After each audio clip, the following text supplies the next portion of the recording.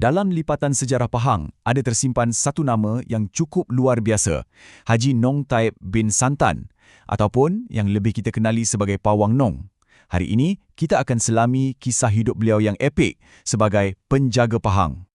Jadi, siapa sebenarnya Pawang Nong ni? Adakah dia seorang penyembuh, seorang pahlawan, ataupun penasihat diraja?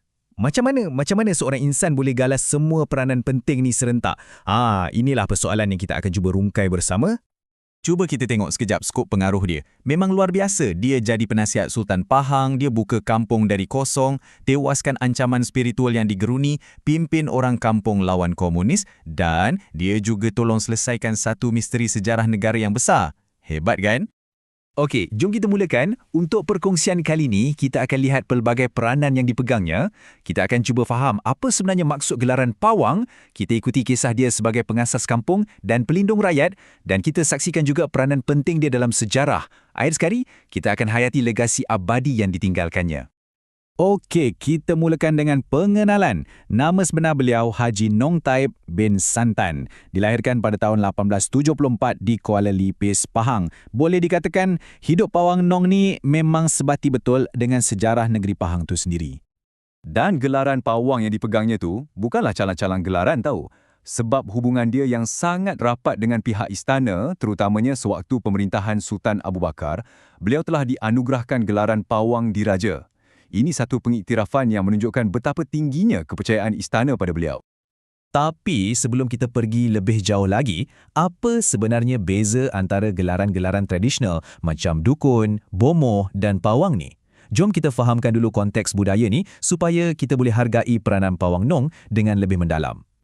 Selalunya orang-orang kita keliru kan? Sebenarnya ada perbezaan yang jelas. Secara ringkasnya macam ni, dukun biasanya berurusan dengan penyakit-penyakit ringan. Bomoh pula lebih pakar dalam bidang tertentu, contohnya macam bomoh patah. Manakala pawang, dia berada di hierarki yang paling tinggi.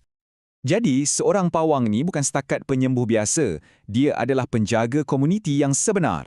Tanggungjawabnya sangat besar, merangkumi kesejahteraan spiritual dan fizikal seluruh kampung, daripada tanah, hutan hinggalah ke angin.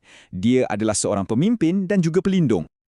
Okey, sekarang jom kita tengok sisi lain beliau pula. Macam mana beliau dengan gigihnya membina sebuah komuniti dari kosong dalam peranannya sebagai pengasas kampung.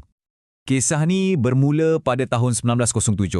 Waktu tu, beliau bersama 7 orang rakannya mengasaskan kampung Ulu Ceka. Menjelang 1926, beliau dilantik secara rasmi jadi ketua kampung yang pertama dan jawatan tu dipegangnya selama 40 tahun. Beliau ni sangat proaktif. Pada tahun 1940, beliau sendiri tulis surat jawi kepada Sultan untuk mohon tanah pertanian tambahan.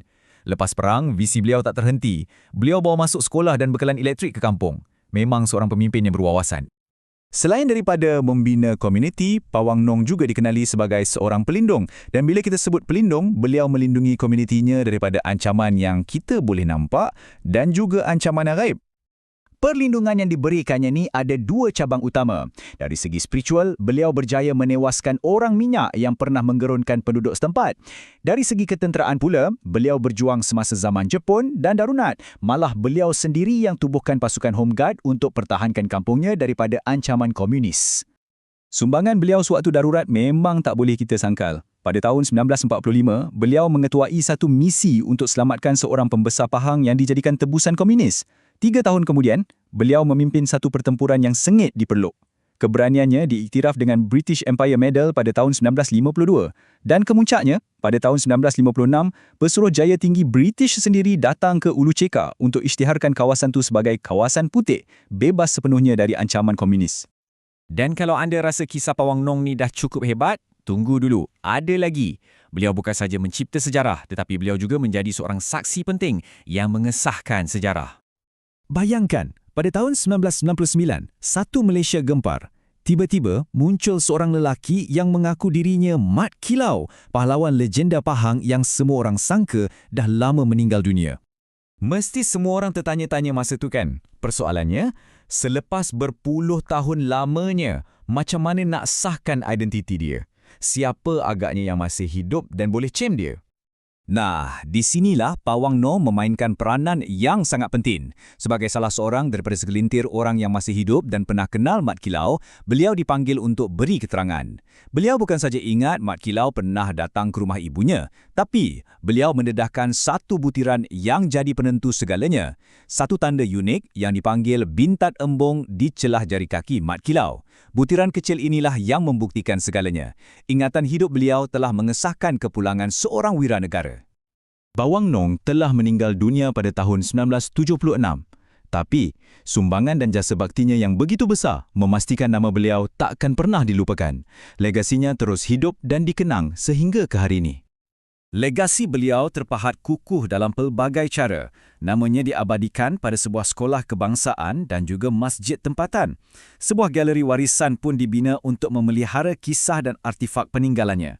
Seni silat yang diwariskannya terus diamalkan dan pingat-pingat kebesaran seperti British Empire Medal dan Ahli Mangkunegara menjadi bukti rasmi sumbangannya yang tak ternilai. Dan mungkin falsafah hidup beliau boleh kita simpulkan dengan kata-katanya sendiri, ilmu yang paling ampuh adalah berbuat baiklah kepada semua. Satu pesanan yang ringkas tapi sangat mendalam dan kekal, relevan sampai bila-bila.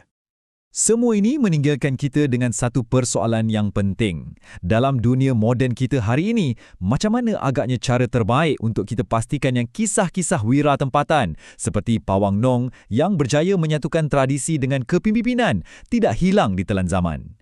Fikir-fikirkan.